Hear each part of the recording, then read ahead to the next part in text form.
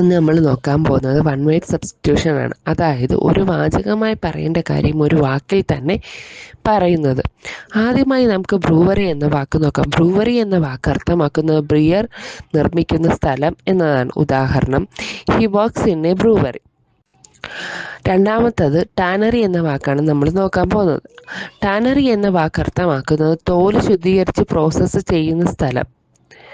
ഉദാഹരണം, this city is famous for its tannery. മൂന്നാമതായി നമ്മൾ നോക്കുന്നത് മിൻറ്റ് എന്ന വാക്കാണ്. മിൻറ്റ് എന്ന വാക്ക് അർത്ഥമാക്കുന്നത് നാണയങ്ങൾ നിർമ്മിക്കുന്ന സ്ഥലമാണ്. ഉദാഹരണം, all Indian coins are made in a mint. നാലാമതായി ഡിസ്ലറി എന്ന വാക്കാണ് നോക്കുന്നത്. ഡിസ്ലറി എന്ന വാക്ക് അർത്ഥമാക്കുന്ന മദ്യപാനീയങ്ങൾ നിർമ്മിക്കുന്ന സ്ഥലം, അതായത് ആൽക്കഹോളിക് ഡ്രിങ്ക്സ് നിർമ്മിക്കുന്ന സ്ഥലത്തെയാണ് നമ്മൾ ഡിസ്ലറി എന്ന് പറയുന്നത്. The factory has A distillery four producing rum. ഇനി അഞ്ചാമതായി നമ്മൾ ഹാങ്കർ എന്ന വാക്കാണ് നോക്കുന്നത്. ഹാങ്കർ എന്ന വാക്ക് അർത്ഥമാക്കുന്ന വിമാനങ്ങൾ സൂക്ഷിക്കുന്ന സ്ഥലം എന്നതാണ്.